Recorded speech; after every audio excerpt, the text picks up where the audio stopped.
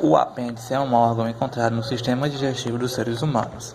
Especificamente, ele se localiza entre os intestinos grosso e o delgado. Na última porção do intestino delgado, o íleo, e na primeira porção do intestino grosso, o seco.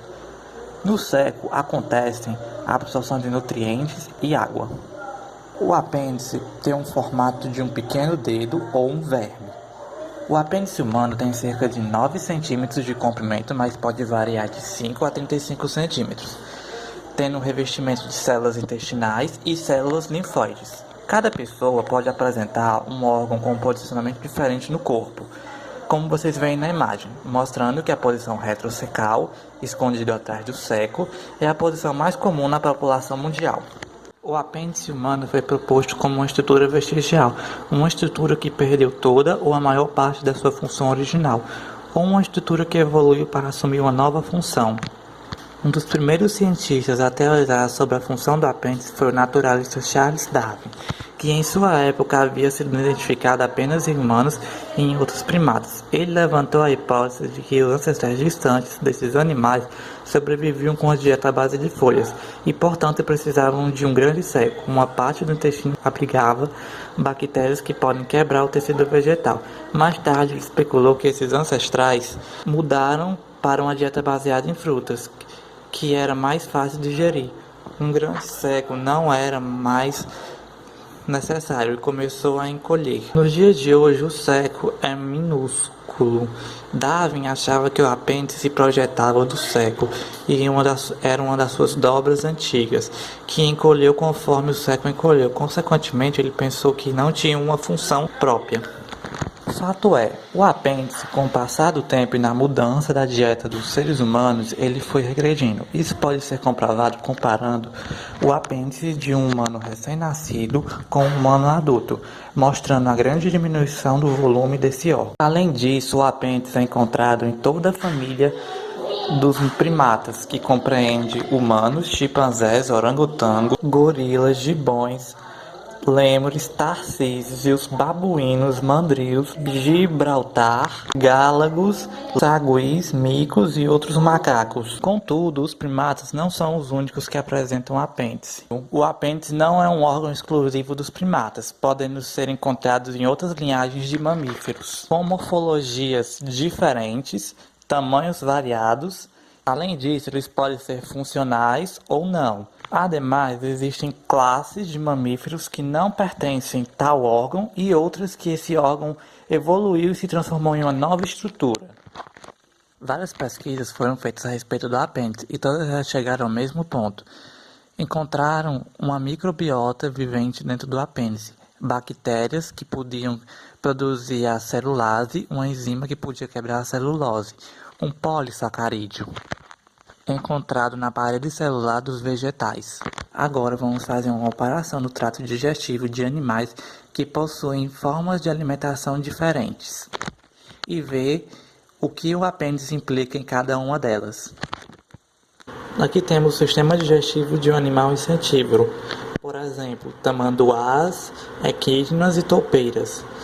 Vemos que eles possuem um trato bem alongado, pois digerir insetos não é muito fácil, demora muito tempo e eles não possuem seco. Consequentemente, eles também não possuirão apêndice. E já que não possuem apêndices, também não conseguem digerir a celulose. Mas o que interessa para eles é digerir a quitina. Por isso, eles devem conter em seu trato digestivo bactérias que produzam a quitinase, uma enzima capaz de quebrar a quitina, que é o componente do exoesqueleto dos insetos. Agora aqui temos o trato digestivo de um animal carnívoro, de uma raposa. O trato digestivo dos carnívoros são pequenos, pois digerir carne é algo muito fácil. Os secos deles são pequenos, não funcionais e pouco desenvolvidos, muitas vezes sendo inúteis, tendo alguns carnívoros que não possuem apêndice. Um exemplo disso são os cães e gatos domésticos. Estes não possuem apêndice, junto com suas famílias, que também não possuem apêndices em seus outros representantes, sendo os cães representantes dos canídeos e os gatos dos felinos. Agora temos o trato digestivo de um animal herbívoro. Aqui temos de um coelho. Os herbívoros têm um trato digestivo bastante longo, pois para digerir a celulose demora muito e não é muito fácil. Eles possuem um seco bastante alongado e grande e um apêndice bem desenvolvido. Assim, eles conseguem degradar maior parte da celulose do alimento que consomem. Porém, nem todos os mamíferos herbívoros possuem um seco e um apêndice. Há uma ordem de mamíferos herbívoros que evoluiu seu apêndice para uma nova estrutura.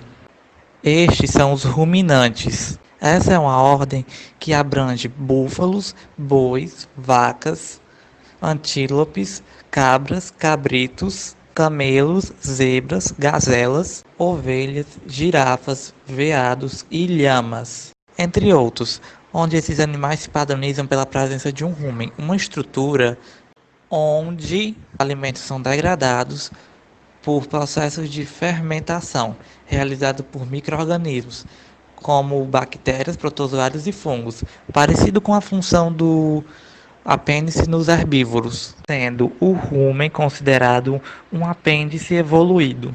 Nos humanos, o apêndice não desempenha um papel muito significativo, podendo lutar contra infecções no sistema gástrico, onde as bactérias viventes do apêndice enfrentam os invasores, mas muitas vezes elas são derrotadas e se acovardam voltando para o apêndice. Mas quando a infecção é contida, essas bactérias voltam ao sistema gástrico para restaurar a flora intestinal.